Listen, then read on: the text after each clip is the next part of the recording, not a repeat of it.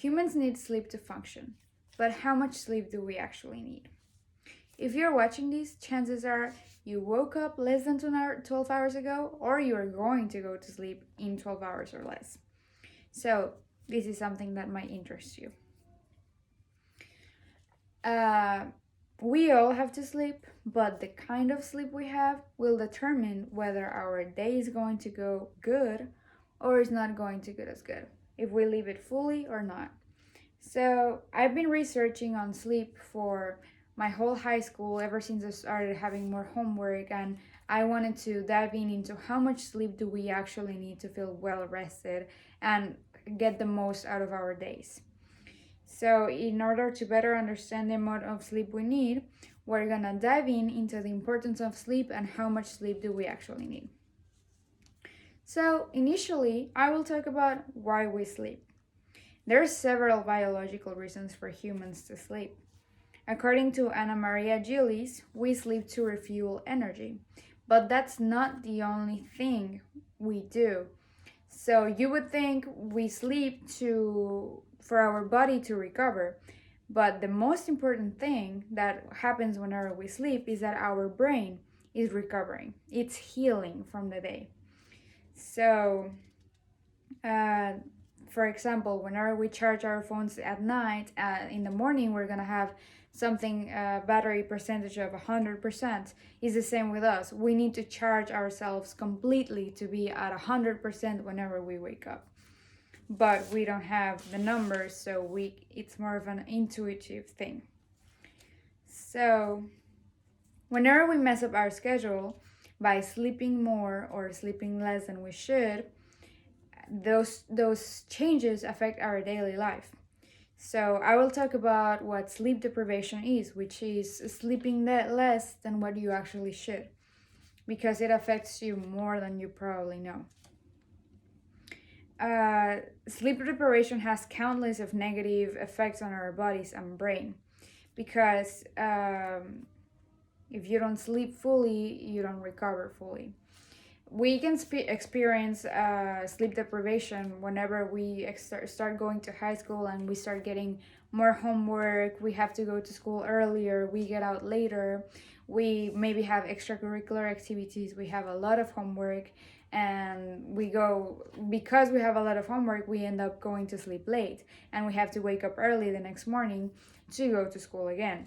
So for example, if this has ever happened to you, you are at school, you have a test, a really important test that you have to study for, and because you're studying for it, you're gonna spend a lot of time at night studying for it, and you're gonna get just a couple of hours of sleep. The next morning you're gonna wake up sleep deprived, and instead of doing good in your test, you are not going to do as good because you are sleep deprived. Therefore, the brain doesn't work as good as it could or it should if you would have studied the same amount of time but get a full night of sleep. According to Stacy Thompson, the effects of sleep deprivation on our body we can experience all the way from memory issues, weight gain that can turn into obesity, mood changes, a headache. A lot of things happen because we're sleep deprived, and we don't even know that that's the main reason.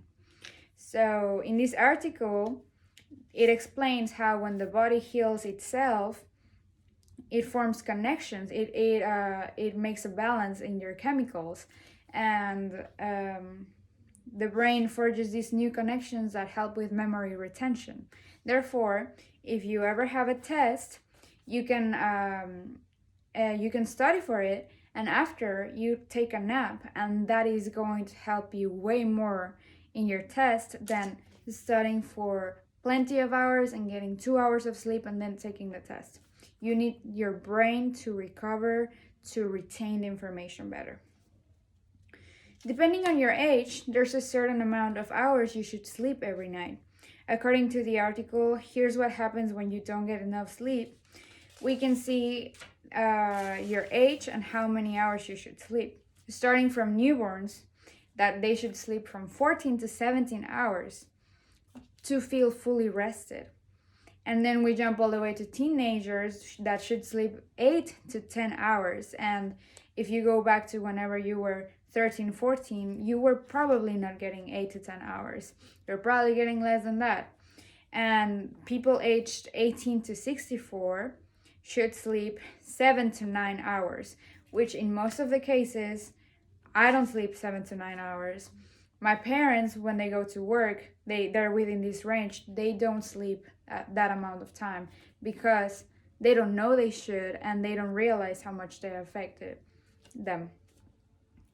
So, for example, some people think that sleeping 4 hours it's going to be enough for them, and they think they feel fully rested, but scientifically talking, no, you need to sleep because you need your body to actually recover fully.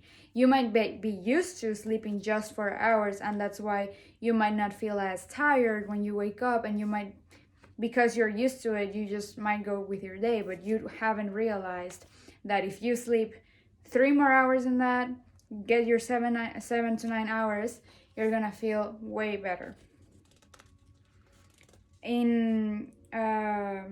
Now that we talked about the negatives of not sleeping, I'm gonna give you some benefits. Humans can learn new information during sleep. So whenever we sleep, we smell stuff that we had previously smelled in the past, and it'll connect those smells to memories, and that memory is going to pop up to you whenever you smell that same smell again in the future. So it's amazing because it'll help you with your exam. As I said, you sleep more. And in conclusion, you should sleep. You should have a fully night of sleep. Take melatonin if you need to, but the importance of sleeping the right amount of hours is the most valuable thing, and it'll make your life go way better. You will feel fully rested. You will feel way more energized, and it's countless of other benefits that you will have. So sleep.